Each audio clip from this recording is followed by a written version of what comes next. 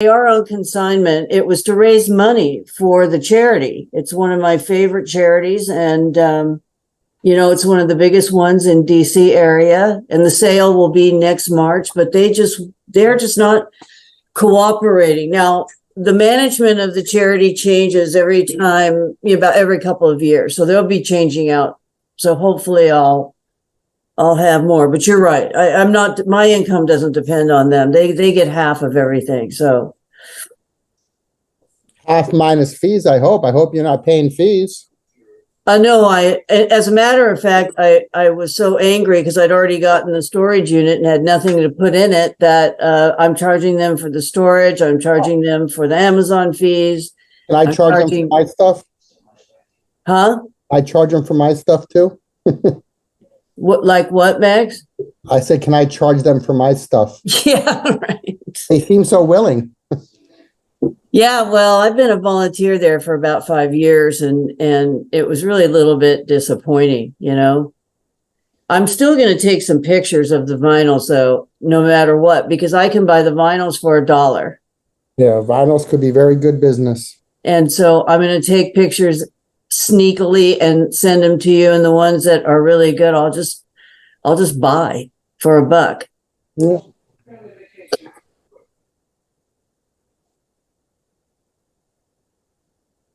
Wow.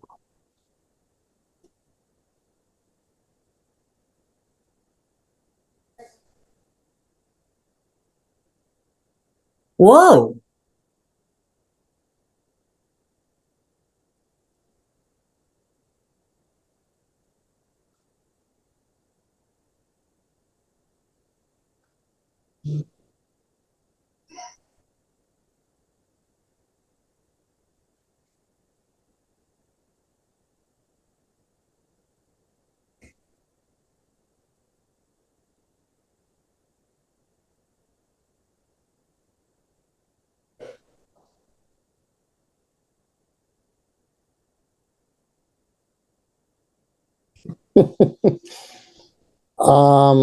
There's no slowdown here. I mean, I'm already at 1,200 today, and did 1,200 yesterday, and I also did a whatnot yesterday and did 400 on whatnot. So that was 1,600. It's a steady $1,000 a day.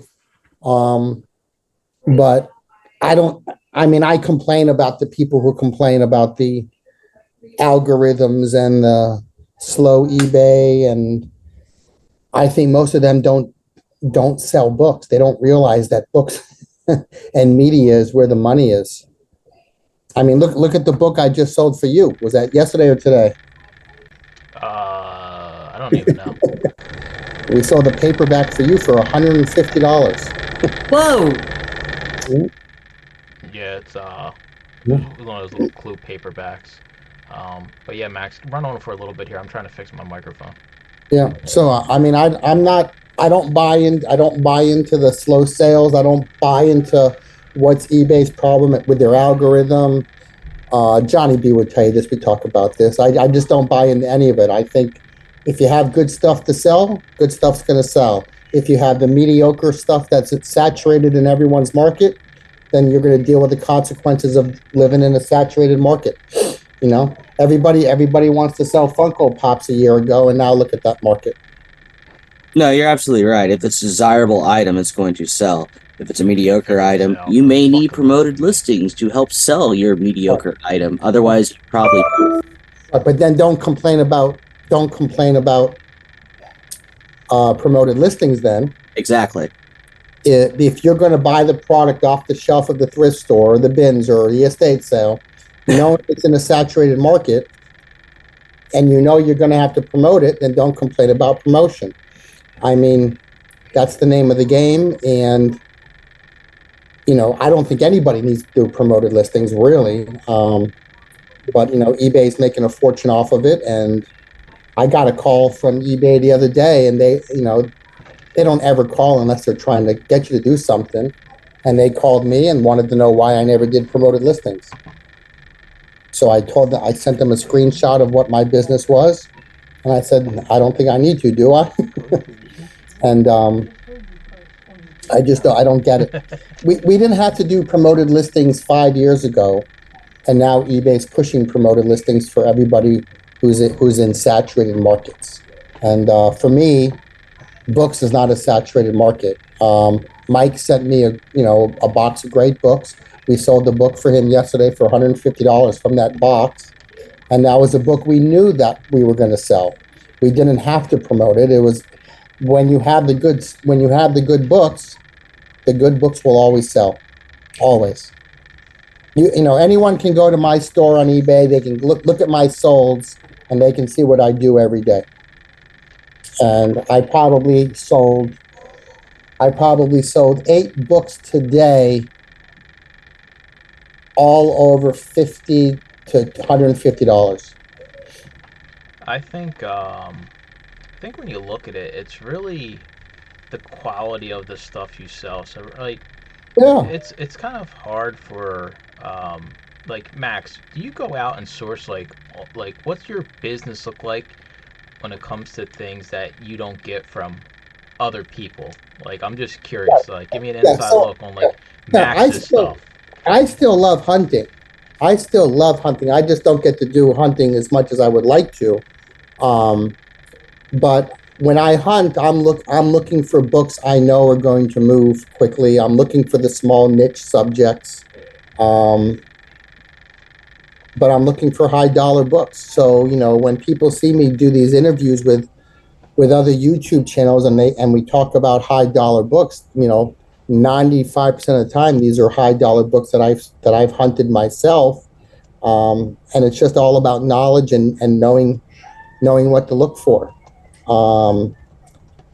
About 4, maybe 5 months ago, I sold that first edition Alcoholics Anonymous book, which is, a true holy grail in the book world. And, I had bought that at a flea market down here.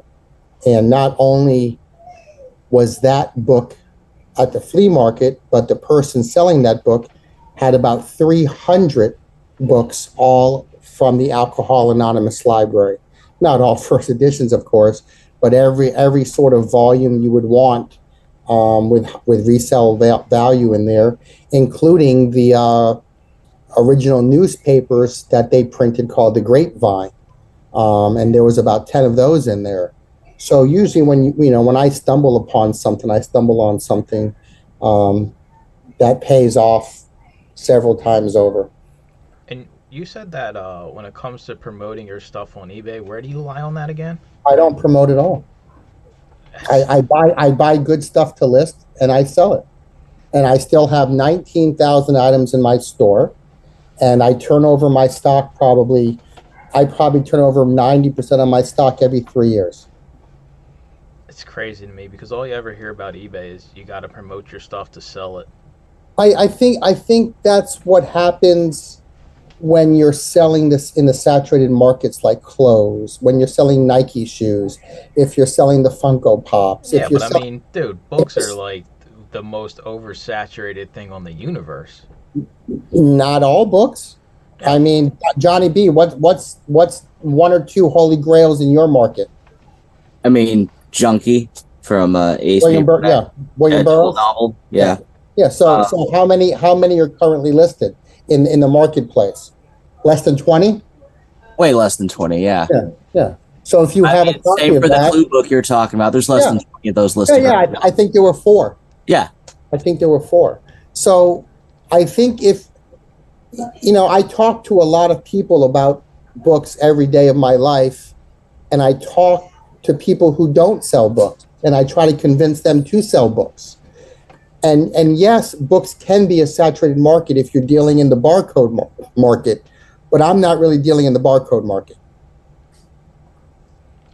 I'm dealing in weird niche subjects. If you go to my eBay store or you look at my Instagram, you'll see what I'm selling, and it's genealogy, it's military history, it's firearms history, it's the vintage clue book. You just stuff that I'm not going to pick something up that 400 other booksellers are selling for $3.95 free shipping. That's not what I do as a bookseller. I think this is a hot take, and I really don't care, even though I'm the used book guy. Deal with it. I think another 2 fee increases on Amazon on books will completely kill used books FBA on Amazon besides textbooks.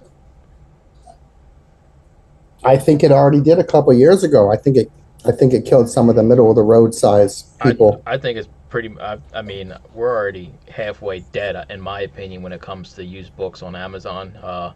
Just for me being out scanning and seeing what I see, you got to sell, a book for $20 to make $6 or $7 if you're lucky. It's a reality everybody's got to face here, and but I'm not. Yeah, I'm not selling that type of stuff. Yeah, I know. I'm just saying in general. Just to bring it home, like Johnny B just mentioned the William Burroughs Junkie book. So what if Johnny B got a call tomorrow and had to go to an estate of someone who collected pulp paperbacks, and this person had 3,000 to 5,000 pulp paperbacks? There's not one in that collection that's going to sell for under $20. And now he has 3,000 of them. So that's the sort of thing that I look for when I hunt books. I'm looking for that person's collection. Yeah, for sure. I see what you're saying, but I'm saying for the person that just wants to start selling books today, don't know shit about selling books, right? The game you play is a knowledge-based game versus the game we play is a scan-based game, right. Just scan in quantity. So I think and I've kind of seen it too, like in just like my overall growth on YouTube, right? I don't think there's as many people getting into selling used books on Amazon as there was, say, a year, 2 years ago. And I do think as we continue down this path, the only way to sell, the books we sell today, FBA, is going to be FBM. If you want to keep being knee deep as a bookseller on Amazon, I think you're going to have a large FBM operation because the fees aren't there. So yeah, it's good to have the knowledge base and understand, like, that's where you come into play, right? Like, me and Tommy Boy don't want to know nothing about books. We want to send you a picture. We want to get a thumbs up, a thumbs down, and that's the extent of it. So there is, like, the value of that. You'll never be able to put a value on that, but I just try to think of, like, the new person that discovers selling books online to make money. Like, they're going to think Amazon, you just scan the stuff, and then if they go to scan the stuff on eBay, barcode books on eBay are all but dead. Yeah. You have to do low dollar and you have to do free shipping, and that free shipping is the translation of promoted listings, I guess. It's just, you're now buying the shipping for the customer. And for what I do, I don't do free shipping. If the customer wants that book, they're going to pay a few extra dollars to have the book shipped. But it's just a different market. But the one thing that I keep preaching to everybody is the kind of books I'm looking for, the kind of books that Johnny B is looking for. And I know because I talk to him about these all the time, but they are plentiful. But you do have to hunt, and you do have to find, you have to find them in the hunt, but they're out there. All of these great books that I'm selling every day are out there everywhere, in every state, in every geographical location. And, it's been an amazing journey to allow books to create the lifestyle that I wanted. Do you think more Amazon sellers will become non-barcode eBay type sellers as the margins continue to get squeezed on Amazon? Or do you think people are too lazy to take time to understand what books are worth it? Because not everybody has a Max. Most people, right? They don't, they're not even on the internet or social media, so they're saying, oh, well, the books on Amazon, the fees are too high now, so how can I figure out a way? And maybe they do stumble upon one of your podcasts, and they're just like, whoa, man, all of a sudden every non-barcode book I have to look at. Like, do you see like more competition in the future? Well, I already have consigners with me who are very large Amazon sellers, and I have spent hours upon hours in training their staff what to look for when they dig into the Gaylords. but I don't know. Some of it may be lazy, but I don't really think it's lazy because I think that if they're buying a truckload of Gaylords, 48 Gaylords, they just want to zip through those Gaylords as quick as they can, get their Amazon money, get their sell back your book money, get their Zipit money, and they just want to get on to the next truckload. Even though I would say to them, you're missing out on some of the most important stuff in your Gaylord by recycling these non-barcode. But you know, there are some Amazon companies out there that they just don't have time, or they don't want to develop the time to talk with me and learn what I know about looking at books and looking at subject matter. It doesn't interest them. Even if I made them an extra $500 a month or $1,000 a month, it just doesn't fit into what they've developed with the scan game. And the scan game is great if you're going to get 48 Gaylords in a truckload once every couple of weeks. It's a great business. It's very profitable. But like I'll always say, there's still all of those hundreds and thousands of dollars that are being tossed and recycled in paper. Lucas says non-barcode fiction are like older textbooks. Basically, if it doesn't have a barcode, and it seems like it's something of interest. I know Max has because I've sent him pictures of those old like law textbooks, and every one he tells me to scram, like stop sending me pictures of this old junk. But there is one. There's one great law book, and that's the Black's Law Dictionary. That's what I was going to say. That's probably the only one you'll get away with. And that well, at least the ones I've sold have had an ISBN inside of them to scan, but they won't have one on the back or anything. There's no barcode on it. So right. I think non-barcode fiction is like one of the most overlooked things when it comes to non-barcodes. Like, because I found, well, I guess they do have barcodes. Trade paperbacks, I would say, is overlooked in the scanning role. Like, if 90% of scanners that walk into a store and they see that stupid section with those little trade paperbacks, you're not even going to look to see what titles are in there. And there's so much money in some of those old trade paperbacks, and you can scan them right in Scoutly, and it'll pull the information for you. But scanners, for some reason, is like, yeah, I don't want them. Kids' books, I'm not scanning those. I'm only going to be a crying little baby, and I'm just going to go scan the textbooks, and that's it. And then I'll whine that this business model doesn't work. Like, it's so, like, backwards mentality when it comes to actually scanning stuff. Like, you're there. I'm not saying scan every Nora Roberts or, all those little romance, Fabio-type novels. You're going to develop a knowledge base over time, but you're also going to develop the eye to pick things out. Like, all right, this is profitable. That's profitable. And I probably sold 20 or 30 of those trade paperbacks in the past 3 months now that I'm actually paying attention to the category. Sure. Yeah. Yeah, there's silly money in those trade paper. Anything movie related, anything that has any kind of like Hollywood tie-in, even if it's some stupid movie like what's that one with Harrison Ford? It's not coming up. Temple of Doom. Yeah. Air Force One, Indiana Jones. Yeah, Indiana Jones, all those books, even those old. I always scan the old Star Trek, the old Star Wars books.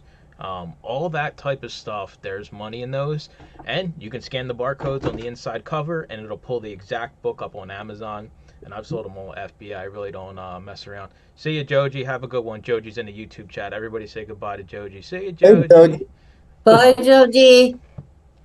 Yeah, I think as scanners, we leave a lot of money on the table. I've been getting a lot better at this, and I've been trying to train everybody up on how to get better at this.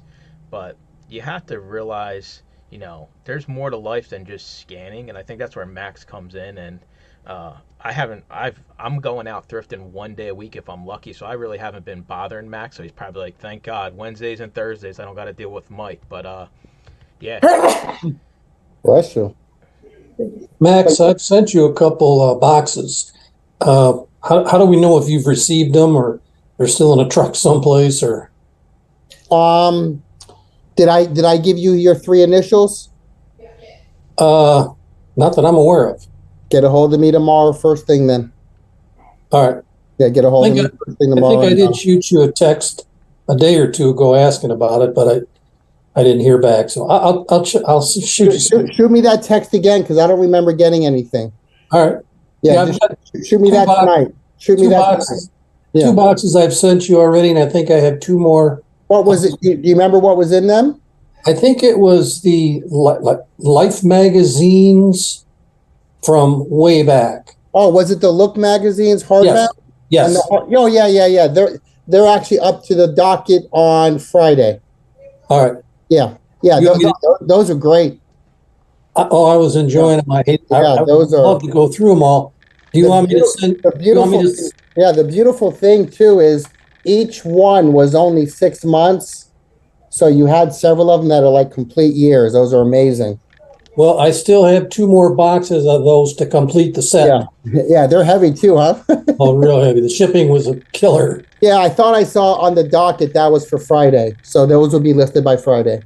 Okay, thanks. Yeah. And it's that easy. Tommy Boy just summed it up. He just said Max the junk you don't want to list on eBay that's worth money, and Max just pays you when it sells. Honey B, it's the junk. He'll even give you your little SKU, and you actually can double check to make sure you can go on, on the eBay and look up your stuff that's actually listed in his store. And sold. It's pretty crazy to me. I do think I don't think you'll ever be utilized to the extent you should be utilized. And that's just the reality of it. I mean, I have been offered many, many times to go to some of the largest Amazon sellers' warehouses and just to sit in front of their gaylords and teach them, hour by hour. Yeah, that's bulk selling on Amazon, bulk books. It's a beast in its own.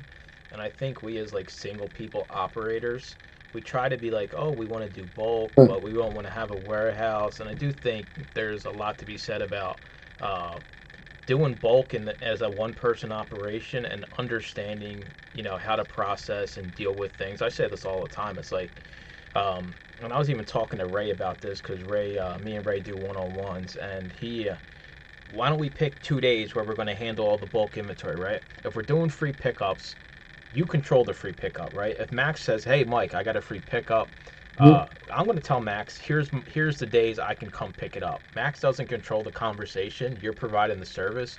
You control what day gets picked up. So currently, I have my bulk ads. They're up, but it's only for if I get a library lead or something. I'm not doing if somebody reaches out to me and they got 2 boxes of books or CDs or DVDs. Doesn't work for me right now. But in the future, when I do get back into the swing of it, I'm going to have 2 bulk days, right? I'm going to have Wednesday is going to be the day, or whatever day of the week, I'm going to pick up the bulk, and then Thursday will be the day I process it. Those are the only days you deal with bulk. The days you pick it up and you process it, everything else has to be focused on, the tasks that make you money, like thrifting and, things like that. So I do think there is a lot to be said about making money, because a lot of the bulk pickups, it's usually older folks, and a lot of their stuff isn't barcodes, so there is, some value. Do you have some consistent sources for those bulk pickups, Mike? Yeah, I mean, work with libraries. I tell people all the time. I know, Max, you have consistent bulk sources? Yeah. The back of my truck is full right now. But I've had ads for years, so sometimes people will just cut that ad. They cut that ad out 2 years ago from a newspaper, and they put it on their refrigerator, and then when it's time, they remember it's there, and they give me a call. So yeah, I weekly get calls, and I also work hand in hand with estate sale companies down here, which is some of the best stuff you can get. I think there's still lots of opportunity to work with libraries. They're all understaffed. Volunteer, get in there. Get your name out there. Oh my God, I'm gonna choke to death over here. and books are constantly dropped off for donation to libraries after hours. So they walk in the morning at 7 a.m, and there's boxes at the front door for them, and they don't always have time to put it on their free library or their $1 library shelf. They just stuff them in a back room somewhere. until further notice.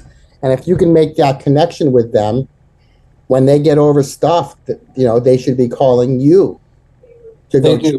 to I have one. I have one like that, and they're getting donations every single day. They can't keep up with the amount of books that they get. They have to thin the herd. Yep. So every week I get a phone call from this lady, and I'll go out there and get 5 or 6 boxes of books, and they're not great, but No, but you're always going to find something, and you're always going to be able to sell them. And whether you send them to me or you're listing them yourself, like I said earlier, the money is to be made, and the books are everywhere. And I just wish more people who weren't doing well on Amazon or who were facing Amazon challenges would start looking at the book market. It's never, if you deal in non-barcode books, it's never going to become a saturated market. There's so much to go around 1,000 times over that if I lived in Alabama, of course I'm going to have a better shot at getting someone in Civil War collection than I would if I lived in, say, Utah. But if I lived in Utah, I'd have a better shot of getting books on Mormonism than I would if I lived in Alabama. So depending on your region and your locale, you just have to know what type of books, are sort of out there and go after them. I do think there's a lot to say when it comes to having connections and getting involved in bulk. I think it's a double-edged sword, and you easily can get overwhelmed and defeated really quick if you get yourself into a situation where, Tommy Boy says, hey, I got a whole basement full of books. And you're like, all right, I'll be over to get them. And you show up. Well, you didn't know Tommy Boy, he only microwaves his food, and all of his books are microwave cookbooks. All of a sudden, you're in a situation where, you got to take these books because you signed up to something without getting all the information. So I always try to be on the cautious side when it comes to bulk. I used to push it a lot more. Like, hey, everybody needs a free pickup ad. Everybody, needs to have this Craigslist post. I'm a little bit more cautious now because we've all been burned from time to time, and it's not really free because you still got to do all the work. You got to go to Tommy Boy's basement. You got to carry all the books up. You got to load the books in, unload the books, scan the books, get rid of the books, list the books. There's a lot of work that comes with bulk. So if you have like a lean, like cherry picking model, it's fine not to deal with bulk 100%. Leave it in the dust. Or maybe you don't have the space, like I'm on the 3rd floor. I have no, I got a storage unit, but maybe you don't want to live that life. There's nothing wrong with it. Just know that when it comes to these bulk pickups, if you do them, everything that doesn't have a barcode, I mean, it's sickening how much money I probably passed over of non-barcoded books before Max came along. Non-bulk life is an easier life. Yeah, yeah. I think we all know that. Johnny B's a testament to the bulk life, and he even has employees, and it's no easy feat to get through some of this stuff. Overall, I just think there's a balancing act with every business, and with media, you got to be smart and pick and choose your battles. What kind of business you want to be. There's nothing wrong with listing the $2 stuff. But guess what? That means you're going to be doing a whole bunch more work for a whole lot less money, right? That model exists. These people that have the warehouses for Amazon, they're fine with sending in a book that's going to make them $1 because that's their model. They need to get every single dollar out of those gaylords, but they have a conveyor belt. They have an employee. They have systems in place. Just being us, like we can't operate in that aspect, and just be smart about when you get yourself into certain things. And with books, non-barcodes, it's Max all day long. Like, just reach out to Max. Like, Instagram, he's on Instagram. Reach out to me. I can get you in touch with him. And, I mean, he's a goofy guy. Look at him sitting there. You just text him a picture, and he'll say yes or no. And that's the extent of it. You get enough for a box. He'll give you his address. It's somewhere in the Bahamas. He's retired, living on the beaches somewhere. And you send it to him, and you get paid for it. Like, it's so silly to me. Like, it's crazy. I'm the same way as you, though, Max, right? Like, you never feel like enough people take advantage of the opportunity, right? Because oh man, like in that Gaylord, like you're probably throwing out $500 per Gaylord in books just because they don't have barcodes. And I feel the same way about Amazon. Like, people could easily make an extra $1,000 a month selling media on Amazon. It's just one of those things we have to, deal with, and you can't save everybody, but that's why, we have these calls, we have these groups. You got your Patreon now where you do your weekly calls over there. I got my group. There's so much to be. I think the big thing is you're not copy pasting a business, right? You can't be Thrift Books. You can't be Goodwill. You try to be like them, and that's what happens. And you lose every single time. You got to do something different, and that's where the books with no barcodes. That's different. How many Amazon scanners are out there? I mean, most scanners. Let's be real. Most scanners aren't opening up a book to even look for an ISBN and scan the ISBN. I was guilty of this in my early days. If the book doesn't have a barcode, I'm like, I'm not dealing with this. And now everybody knows the chances of that book being profitable if there's no scannable barcode was probably about 75% higher because no other scanner is going to find it, so there's not as many listed. So it's like, it's crazy to me how lazy reselling has gotten, I guess. And we just leave so much money just because we're just like, I don't want to deal with it. But it doesn't have to be lazy. One of my newest friends is in our group tonight. Ray, say hello. Hello. And Ray and I have been talking for a couple of weeks now. And I believe, Ray, it all blurs after a while, Ray, but didn't you find a set of books today over $800? Yeah. On barcode? Yes, on barcode. It was about Italian painting or how to learn Italian painting or something like that. And so when I saw the set looked beautiful, and I zoomed in on it and I said, okay, I got to send this to Max, let him take a look at it. And then when I got the yes and the exclamation points, I was like, all right, cool. And I knew I was going to have to pay up a little bit for it. Not crazy, but because the lady is, I'm picking them up tomorrow. Lady is downsizing from a house to a condo. And she didn't know exactly, but she's like, I think these are worth all the rest of her books I'm getting for free. But she said, this set, I've had these for years and years and years and all this stuff. And she's like, but this I would like to get money for. The rest of them, just bring a trailer. And so I'm going tomorrow. And Ray, the beautiful thing about that is if she has a collection of art books, it doesn't have to be similar. It could be contemporary modern art as well. But if she collected nothing but art books, you're walking into a gold mine that's going to pay you for the next 2 to 3 years. And, I hope so. And going back, Ray and I started talking, 2 weeks ago, Ray? About 2 weeks, yep. And I've given Ray some wonderful advice, and he's made ads for his local newspapers, and he's already doing book pickups. We're talking every day, and I'm just proud to watch him grow in 2 weeks from contemplating book selling to just being all in, and then, sending me that message today with that beautiful set of books that will probably sell within, I'm guessing, 60 to 90 days for well over $500. And that's only one set based on all the other great stuff that he's been pulling from people's estates the past couple weeks. How much did you pay, Ray?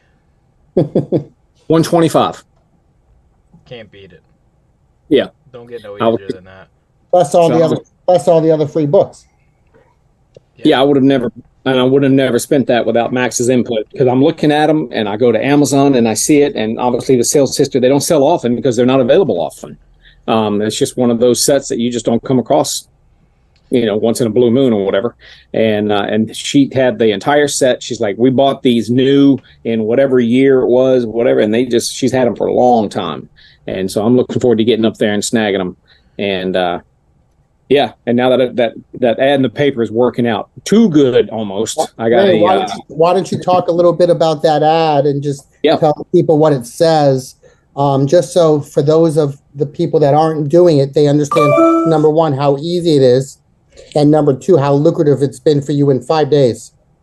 Yeah, I put the ad in the local Gazette. That just covers my little back in the woods county, and word has gotten out. I'm getting already received. Tomorrow, I'm going to pick up one that I had scheduled from last week. Monday, I'm headed up to just outside of Richmond to pick up another one. And I was just like, how did you find out about me? She goes, well, I've got a friend who lives down in New Kent who saw your ad in the paper and called me. And I'm like, All right. So I'm getting outreach to areas that's not even here. And then I had another gentleman more south who got my name from a estate sale company who I've dealt with in the past, who now she's handing my name out. So whether it's the ad or the friends I've made at estate sale companies, I mean, I can very quickly see it becoming overwhelming. So today I was in here all day doing nothing but scanning books and going through boxes and tubs of stuff that I've received in. And I got piles of stuff here that I'm getting ready to ship out to Amazon because I got the buy box back. Yeah. And also with the pictures Ray has sent me, a lot of those books that I don't want are still the kind of books that a used bookstore would want. So the next move Ray's hopefully going to make is collect a couple hundred of these books that are, duds in my world, but go get some trade credit from a used bookstore and then take that trade credit and take the good stuff off that bookstore shelves. Yep, Yeah, exactly. That makes sense. We got Rake and Profit over in the chat. What's up, Steve? Steve says, great score, Ray, you lucky dog, you. You'll earn your keep with that, though. That's the thing with bulk, right? You get the great scores, but you still got to get rid of all the dung that really ain't worth it. It's crazy though. Like, I think we should. How did everybody? I'll start first. How did everybody find out about Max? I only came across Max when he did his Books and Bourbon podcast. That was probably over a year ago, I think now. And I remember you could email them and he would look at the books right on the podcast. And he went over one of mine and it was a terrible book. I don't even know why I sent it in, but I didn't know crap about it. Like, it is kind of weird, because you got Instagram. But other than that, you just randomly pop up on YouTube. It's just like, oh yeah, I'm on YouTube, but I'm not on YouTube, right? You pop up and go away. So I'm curious, how did people come across Max? Saw him on your show when you and Johnny were talking to him. Same thing. Saw him on your show. Books and Bourbon for me. Yeah, Books and Bourbon. Yeah. Showed up to do your show. It's the first time I even heard him. You don't tell me anything till the day of.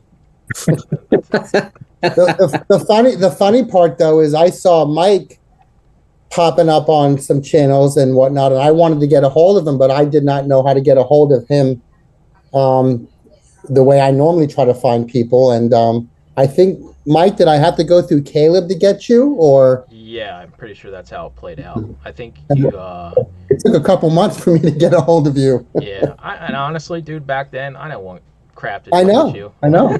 I'm straight up. I'm gonna be real. I don't want nothing to do. All right, I'll keep all the money from that paperback today. I understand. Listen, I got all these affiliates, dude. I'm waiting to start collecting my huge affiliate checks. Right? That's why I asked. So I got a little notebook over here. All right, whatever, Tommy Boy, make sure you send me that 3-letter SKU so I can stalk his eBay store when something sells.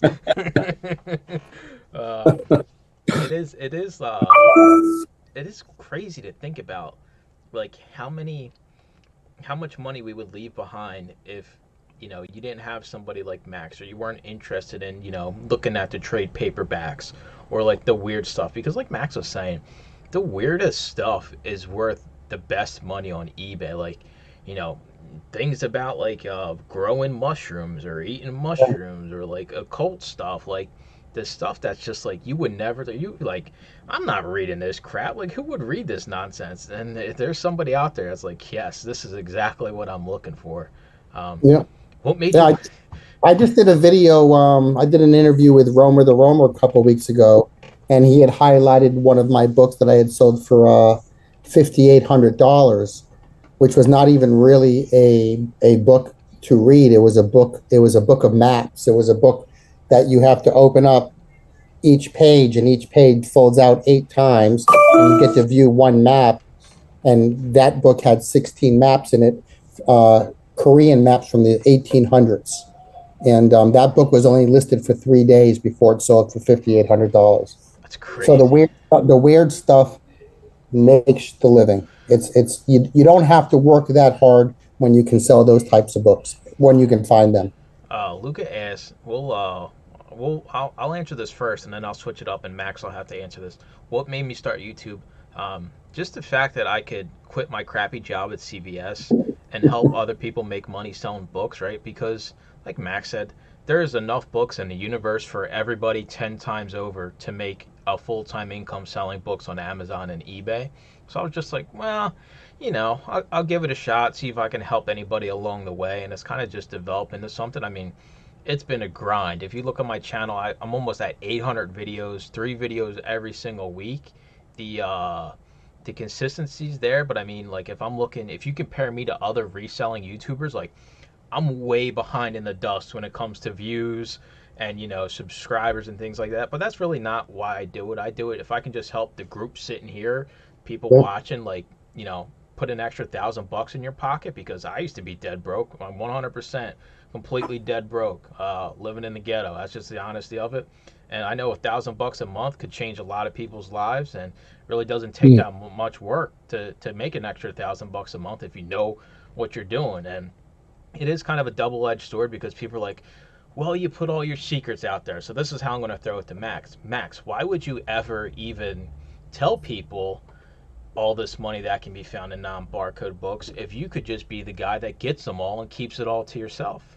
Yeah, number one, I was a high school teacher for 18 years, and I know what it's like to not want to be in that career anymore. I know what it's like to want to be my own boss, and I know that burning feeling of waking up in the morning and going to school and thinking, man, I just want to do my own thing.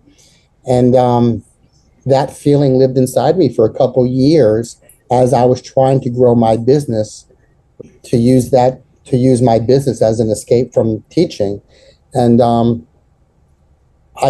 want to help as many people as I can understand what I know. It's not a secret. It's not a hack. I'm not selling you a course. And I hope Ray can sort of come in behind me on this. I'm just selling you my knowledge and my time, and trying to help you create the kind of life that you want. Not the kind of life that I have, but the kind of life you want. So there's just so many great non-barcode books out there everywhere in the country, that I want to help as many people as I can. And in my Patreon group, and Ray, please come in if you need to on this, we have sort of a hall of fame in my Patreon group. So when someone sells $100 book, they post a picture of it. When someone sells a $300 book, they post a picture of it. We had someone today, they sold a book for $895. And so that goes into the wall of fame as well. And so for people who are new to the book business, they get to see what these expensive books look like. So Ray can go on the Discord and Ray can see these books that all these people have sold. And then you get a visceral of what these things look like. We have a young man in our group. He was sitting on a book for too long of a time, and I finally convinced him to let it go. And he sold. It was a Disney book, and he sold it for $1,500 at a time in his life when he needed money. And it was almost a blessing, and it made me feel so overjoyed for him that he sold it. And now he's one of the biggest voices on our Discord, and he's helping everybody. And the reason why I do this is because I want anybody who is sick of the kind of life they're living to truly understand that the book business is a way out. You have to hustle, you have to work like Ray's doing, but if you want it bad enough, if you want to change the way you're living your life like I did, you can do it through books. And succinctly and ultimately, that's why I do what I do. The group optimism is contagious. It's insane. We have, I think, 56 people in the group right now, and it is like a complete cheerleading section for everybody. Absolutely. And everyone's helping everybody 24 hours a day. I wake up and there's 30 messages I've missed at night.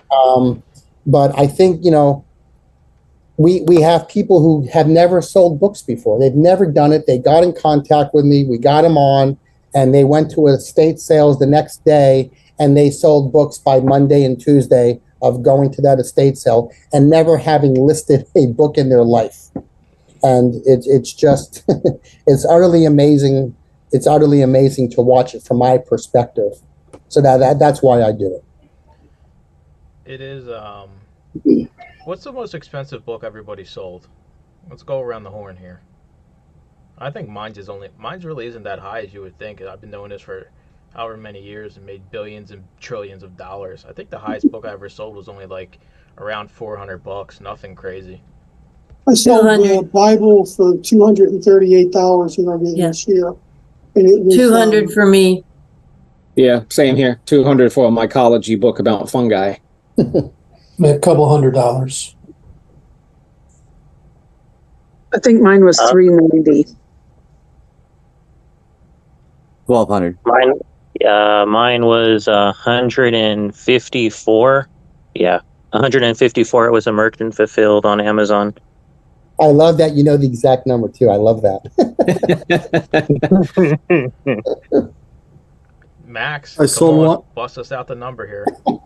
I sold a collection of books, a collection, for $45,000. How many books? It was about 24 boxes of books, but it was an entire collection of books, all one subject. Man, I would do that, and then I would just want to do nothing for the rest of the year. And when that happened, I was still teaching high school, and I think I've told Johnny B this story. I was making $52,000 a year as a teacher, and here I am selling 24 boxes of books for almost my annual salary as a teacher. So when I got to that point, I knew it was time to go into overdrive, and I had this idea floating in my head for years to reach out to Amazon sellers and to convince them, hey, give me some of your time. Let me show you what else is in those Gaylords.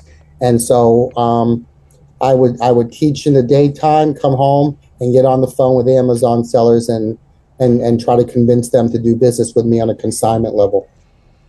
That's insanity to me. But I mean, what about like a single book? You have any idea of like? I've sold several books over $10,000 to $15,000. Okay, give me some. What was it, dude? So if I one of them was the Alcoholics Anonymous first edition. Okay, yeah. Let's see. There was another one. It was a signed. Let's see. What was that recently? It was a signed book. I think it was Diego Rivera, the artist Diego Rivera, and it was a signed book. And I also sell art too. So when you can sell art, you can do well. I sold a painting recently by the artist John Petre, and I sold that on eBay for $15,000. And that was a book. I mean, that was a painting that the person who bought it came from Orlando, so I didn't even have to ship it, which would have been torture thinking about that. Going on an airplane. They came down and they picked it up, and $15,000 on eBay. It makes all your numbers look good. All right, let's switch over to YouTube chat here. We got Optimus says, you found out about Max through me. Yeah, Max owes all of his money to me, basically. Greg says, got ungated in DVDs, working on the buy box. Send in the fast-moving stuff. Keep your trigger set to 20 until you get the buy box. You're not sending in anything under a sales score of 20. Lorenzo says, what's up? What's up, Lorenzo? Fabio sold Maya Angelou set for $1,800. That's a very, very nice payout there. A Scotland tour guide book for $308 from Maniacal Merchant and Optimus. But listen to these subjects. Listen to these. That's what it's all about. I know, weird stuff. All of these subjects, and that's what you have to hunt for when you go to the estate sales. Yeah, it's eye-opening when you really start thinking about it. And listen, I'll be the first one to tell everybody here, I don't know nothing about books. I know you think all the books behind me are real, but they're fake, all right? They're not real. Hate to break the news and ruin everybody's night. but there are relationships you can have to level up your game. That's kind of why we're in these groups, right? We want to be around people that are thinking differently, have different knowledge bases, because none two of us sitting here all have the same knowledge base. We all have different things, different bolos we look out for, different things we sold multiple times that made us a lot of money. So it is good to partner up with somebody like Max or myself or anybody sitting here in this group, because everybody's business is different. Everybody has successes in different ways when it comes to, Tommy Boy put me onto the electronics, the Sony Dream machines, and you could just sell those things all day long. They're in every single thrift store, but nobody wants to understand how to do it. Nobody wants to set the time aside to say, oh, hey, Tommy Boy, how do you send one of those Dream machines to Amazon? Do you put it in a box? Do you polybag it? Like, it only takes 2 seconds of your time. And I could literally, when I'm out thrifting, I could send Tommy Boy pictures of Dream machines all day long, because they're in every thrift store and they'll sell all day long for $40+ on Amazon. It's crazy to me the money we leave, because we're just so focused on the only thing we know is the only thing we know. And it's crazy because there's so much content out there. There's so much social media when it comes to reselling, and we still just choose to have our blinders on with certain things for some reason. I don't understand. I'm not saying go in a thrift store and look at every shirt and every hat and every board game and every little thing. But if you have these little hot items you see all the time, or huge ROI items to be on the lookout for. I mean, that Clue book, Johnny sold 2 of them in the past year. I came across mine in the past year. Max has probably sold a few in the past year. So this thing is rare, quote unquote, but I guarantee somebody watching this will probably find it within the next year. Clue trade paperback. Who cares about Clue? The movie probably sucks. All adaptations of the movie probably suck. The book probably sucks, but it was a limited run kind of thing. And there you go. There's an extra $200 in your pocket all day long, and you're going to pay no more than $3 for it, guaranteed. I also think there's a misconception out there that you can't know about non-barcode books, and it's the same research as if you were hunting for concert T-shirts of the 80s. Yeah. You're still going to research a Depeche Mode shirt versus a Missing Persons concert shirt versus a Stray Cats concert shirt. It's going to be 3 different prices. Books are the same way. You can use WorthPoint or Google or eBay. I mean, there's numerous ways to look these things up, and it doesn't have to be white ivory tower knowledge. It isn't. It's just looking things up and learning to get a feel for them. One of the things that I tell my people all the time is just go on eBay and type in the word books or book, and then click sold, and then click on highest price. And then all you're going to do every night for 30 days, look at the highest priced books that sold on eBay and get a visceral look at these things and understand what makes an expensive book an expensive book.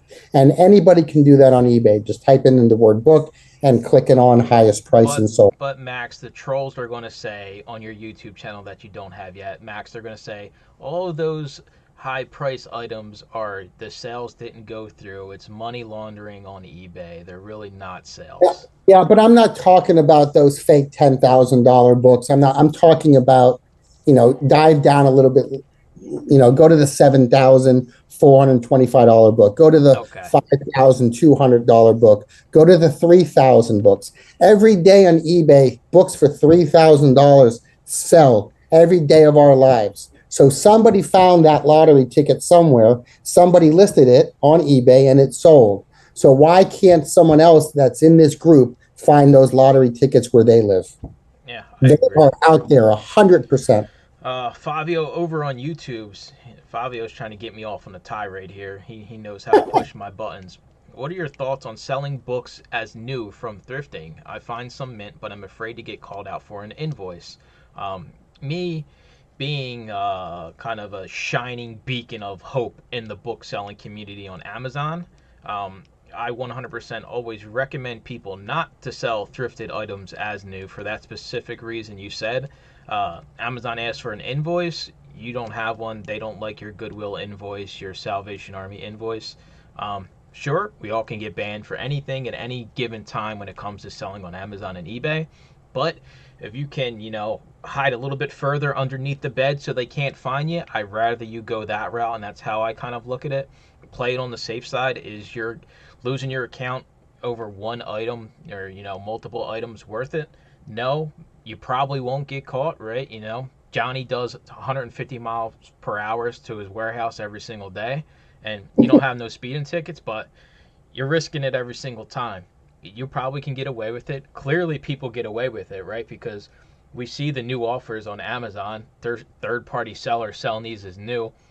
They're not shrink wrapped or anything. I mean, I've heard stories of people shrink wrapping their own. I just always play on the side of caution when it comes to this. And you could say the same thing about CDs and DVDs. But my argument to that is, and I say this all the time, is you at least have an invoice that says you're approved to sell CDs and DVDs in new and used condition. You don't have that invoice when it comes to books. And if you think Amazon doesn't have basically a file, if you have a job, you have an HR file.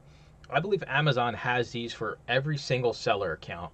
Every single time you submit something to get ungated, it's kept in your file. So these idiots that are doing these blank invoices, thinking, oh, they're hot shots and they got ungated in this, it's all saved somewhere. You think Amazon doesn't save this information somewhere for liability reasons? So I always err on the side of caution. I know it sucks when you find something that's like, it's never been opened. There's nothing really you can do about it. I mean, at the end of the day, sell it like new, still try to get a decent price for it, but do as you want. I just tell people not to get banned. So if they do get banned, they can't come crying to me, and I don't lose any sleep because I tell everybody to play it safe always and try to avoid, when it comes to any risk of losing your account, especially if it's your livelihood. For me, I make 99% of my money through Amazon. I ain't risking it for nothing. What about new DVDs? eBay to Amazon? Well, like I said, you at least got ungated to sell new DVDs. There are times where, they might call you out for counterfeits or things like that, and you got to submit a plan of action. But personally, I've never had any of these issues. I keep things 100% above the water and make sure that it's actually sealed from the manufacturer. I ran into a YouTube comment the other day like, oh, I resealed my stuff. I'm like, you can't seal stuff. They clean the disc and they seal the DVD and CD and sell it as new. This goes on out there. I know it sounds crazy to us sitting here, but everything's risk tolerance. How much are you willing to risk for how much are you willing to gain? And personally for me, I believe also if you're a new seller, your rope is real short with Amazon, right? They're not going to play the games. We can already see with the buy boxes. They take the buy box. They're taking buy boxes away every single day.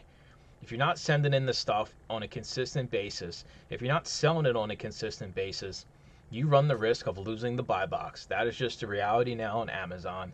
And the only way you combat that is send it in every single week. Do everything you should do. I never run into these issues. People that run into these issues, I don't know what they do. And I don't believe that it's just because my Amazon account is X amount of years old. I think that's BS. I don't know what people do, how they list their stuff, what they're doing, if they're taking photos, if they got crazy condition notes. But I don't run into any of these other headaches that people run into. I can't figure out why. I don't know why. I can sit here and guess why, but I mean, I don't run into the problems of counterfeit claims and this and that. And yet again, like Max said, doing research, all you got to do is Google, what does a counterfeit DVD or CD look like, right? You can tell by the seal. I mean, everybody here, if I gave you an actual manufacturer sealed DVD and one that Tommy Boy sealed in his basement, I'm pretty confident everybody here would be able to tell you the difference. So there is some knowledge when it comes to the new stuff, and it's just little telltale signs to kind of understand whether something's actually new or something that's actually used. I've seen Goodwill sell as new, yeah, and we all know they're not new, right? But Goodwill's got 50,000 accounts, and I doubt Amazon's ever going to mess with them because they probably have a lawyer on retainer and a whole bunch of other crap. Let's see. Any shipment issues ever? I've gotten some inventory mismatch issues before. Yet again, I've never had a lost shipment.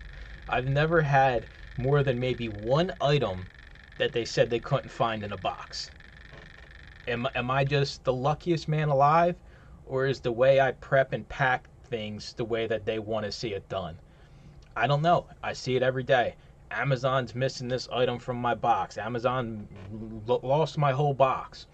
Well, what are you doing to the box? What are you sticking a label underneath? Like, I don't understand like how people like just go off the rails with some of this stuff when I've never ran into it, and I've sent probably 1,000 boxes to Amazon and one's never been lost, and I've sent them all over the world basically. So I don't know. It's weird to me when I see these things because I've been doing it for years and I never run into it. So it's like, what's going on? Why am I just the luckiest man, or am I doing things away? Maybe. I mean, I don't do nothing special. I just stack my stuff accordingly. I make sure the box, I always round up the pounds, right? Stop trying to penny pinch. Oh, it's 29.01 ounces, so I'm going to put it at 28 ounces. And like, who cares? It's an extra 30 cents, right? And that's another thing people run into, or I don't know. It's a lot of weird things that happen out there. And for me, I don't run into any of it. I have a shipment sent October 11th, still not active. They opened the box, sent 2, and so on. If it's, what do you mean still not active? Like it's still in receiving? The receiving ones will stay receiving for months at a time. That's just because at least one item's still out there floating around. Yeah, Deb says, yeah. Had a box take, the Virginia warehouse sucks. ORF2 is the worst fulfillment center right now. It just sits for, a month at a time. But it still sat there, right? It's not like it went missing. It's still sitting on the truck. It's just a matter, that poor soul working there, probably one person unloading everything, gets around to it. Just do things the way they want you to do it, and I think you'll be fine. Ship your books in heavy-duty boxes. Yeah, I don't even do that. I'm too cheap, Victor, to get the heavy-duty boxes, right? They're right next to the normal medium boxes in Lowe's. And I'm like, 40 cents for heavy duty? Nah, give me the normal ones. I ain't paying that extra 40 cents. I never had no issues. I do. All right.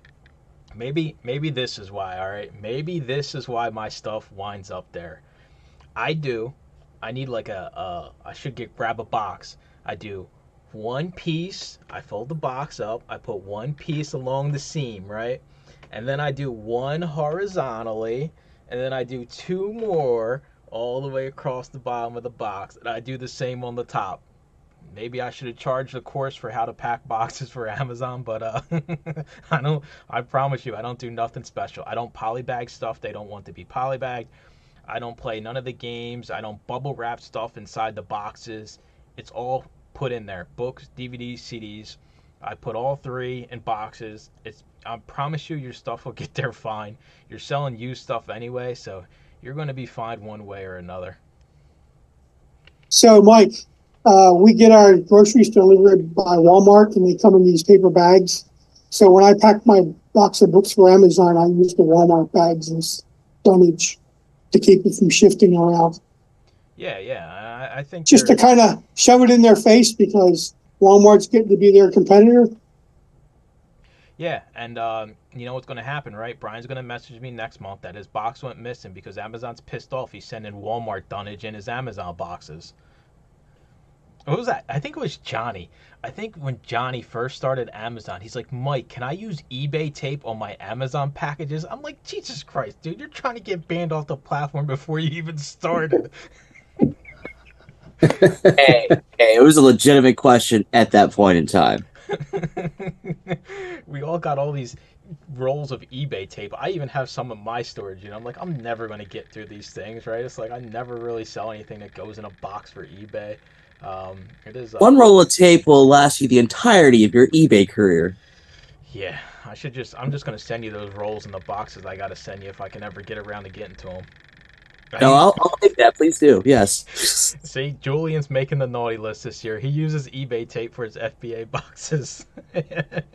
Am I not supposed to be doing that? I probably wouldn't. It's the same with FBM stuff. FBM, they don't want no branding on your packaging. I know this sounds stupid, but like people have ran into this. Jimmo's ran into this. Where if you use a Home Depot or a Lowe's box, and for some reason there's a customer issue and they take a picture and there's a Home Depot or a Lowe's box, all of a sudden Amazon thinks you're drop shipping because, oh, you just sent it straight from Home Depot. You bought it on Home Depot and sent it straight to them. So if you are FBMing, don't even reuse. I seen this today. Somebody saying, should I reuse the Amazon Prime envelopes that I get? And I said no, because I don't think Amazon, if the customer takes a picture, they're going to think you're drop shipping straight from Amazon. So plain packaging for anything FBM, nothing on it, no U-Haul, no Home Depot, no Lowe's, none of that. When I was training my employee when we got back into Amazon this year, she was like, do I put a thank you note in there? I'm like, no. Do we use the eBay tape? No. Do we use the do not bin stickers? No. And she got really sad. It's like, I feel so sad for them. They get nothing. I'm like, yes, that's the Amazon way. Lachey says Granger has good boxes if there's one in your area. I don't think I have a Granger around me. I don't even know if I've ever even been in one or seen a Granger. I know they exist, but I just don't have none around me, I don't think. It's crazy. I sent 6 weeks ago. They open it and ship it to 10 different warehouses. Still not for sale. That's the Amazon way. That's how, at least the fees you're paying them are getting put to use when it comes to shipping your stuff all over. Just before we get out of here, because we're not going to run into Max again until, what do we say here? The week before Christmas, possibly, is when he'll be back. Max, give me your outlook here for eBay, your business here over the next month, Q4. Are you expecting an uptick in sales? Like, what's on your mind for the next month? Yeah, it always upticks in the antiquarian book world. People are always buying gifts for people. Look for, if you're going to estate sales, look for those subject matters that are unfamiliar to you, or something you might say, who would buy that book? And if you say who would buy that book to yourself, buy that book, because that's the kind of book that someone's going to want. I'm doing 30 to 50 books a day now. I plan on doing probably up to 75 a day when it gets closer to Christmas time. But I also have a good portion of leather-bound books in my inventory, Easton Press and Franklin Libraries, and some folio societies. So people are always buying those as gifts for people. So that's good. That's good staple money. So, you heard it from here. This Max literally blows up the whole narrative that eBay sucks, and that's kind of why I like to keep Max around, because he don't promote. Yes, he has quality stuff, but if you sell on eBay, you need to sell quality stuff. You can't sell junk. The days of junk reselling are long gone. So and I don't do free shipping either. So I just sold the book 5 minutes ago. I'm going to show your audience what I sold, so they can understand. And this book sold for $38, and it's a soft cover. I'm going to hold it up to the camera, but it's a book on martial arts, and I don't know if you can read that. Okay. Tiger Rainform. They stole that from Karate Kid. And it even has a barcode, but it sold on eBay for $38. Well, listen. And I already printed out the label. No. I don't mess with it. What's the ISBN? Because I'm putting it in on Amazon right now to know. I want to know how much money you lost if you would have sold it on Amazon. 08950 0873. I think it looks right. Put it in. Tell me I lost $15, and then I'll tell you what the Amazon fees were. You probably could have sold it on Amazon for I'd probably say around $50. Right. And I got 38 minus what, $8 Amazon fee, so it's the same thing. Yeah, basically the same thing. Right. Basically the same thing. I like when Max is here. I don't have to say anything. It's great. You know what, Johnny B? People should be around when you and I just talk one-on-one, because it doesn't end. Pretty much. I could literally have a whole, I should just do a weekly live of Max, blowing up. I'm just going to show Max other channels that complain that eBay sucks and their stuff's not selling. I say it. I don't call them out, but I'm not trying to make enemies. I'm trying to point people in the right direction. I feel bad. when I go on YouTube and I see this video, it always says something like this: how to end and relist your items. You don't have to do that if you have good stuff. You don't have to do it. Or is eBay dead? It's not dead. It is, dude. I just checked the pulse. It's not dead. It's not dying. There are plenty of people on my Instagram who show their numbers, and clearly it's not dying. I'm not the only one doing 1,000 a day on eBay. There's plenty of people out there in different markets, whether they're selling clothes or collectible toys or antiques. People will always buy what is desirable. And just like Funko Pops were desirable for a year or two, people bought them and overpaid for them, and now the market's dying. But people have been telling me for 30 years that nobody reads books, and yet I make a great living selling books that nobody, I guess, is reading. Yeah. Just to reiterate Max's point here, you're in charge of what you inject into the store. If you put in crap, well, expect crap sales. It's as simple as that. Hey, Max, what is your Instagram page name? It's Common Ground Finds _ Yeah. How do you not know that, Ray?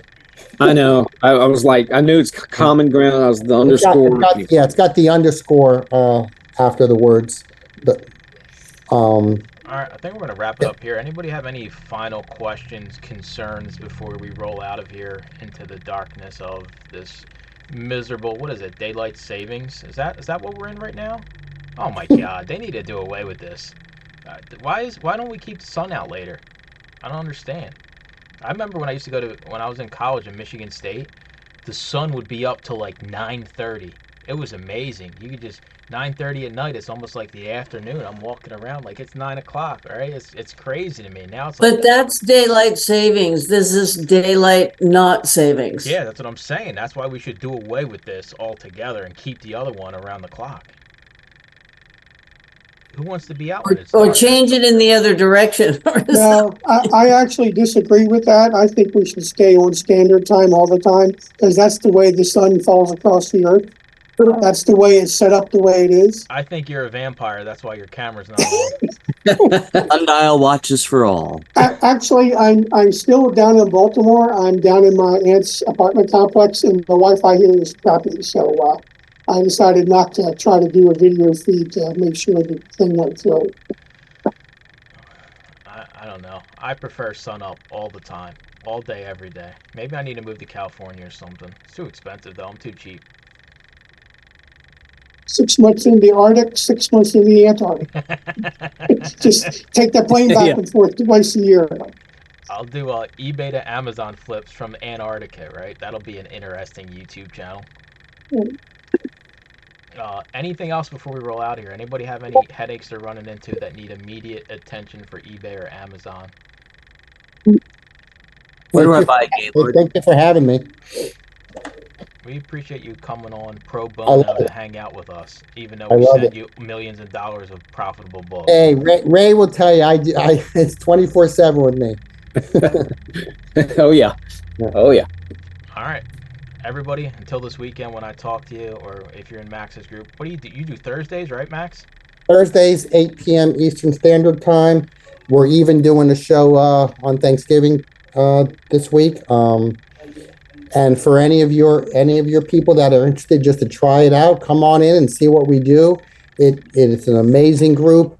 This Thursday night, I'm talking about vintage magazines and the unbelievable untapped market that people walk by at thrift stores and garage sales. I really never see magazines. What is the link? What's the link? Just go to my Instagram page. Okay. And then in the link tree you'll see. Okay. You'll see it. I mean, magazines.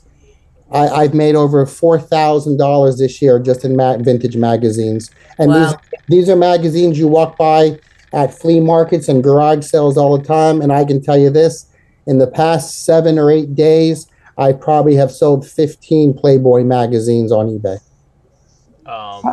If you can't find Max anywhere, just reach out to me, comment on this video, or I'm not good at linking, so Mike will do it for I'll me. give you his direct phone number. He's got a phone that sits right next to his bed, and you can call him anytime in the night and say, "Hey, is this book worth it?" He just read the title. He's got like a voicemail, right? He comes home, he presses the button. It's just all of us reading the titles and the years that they were made. Delete. We do that on our Discord, but I'm really not the only one that helps the people out. Ray will tell you our members are helping the members are just helping each other out.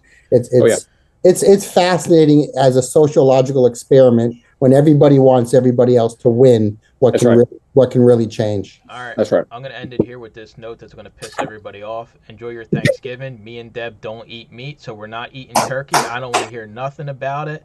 Everybody have a turkey leg for me. Some of that nasty cranberry sauce, cream corn. I don't care what you do. Thanks for hanging out. Everybody have a good night. Bye, everybody.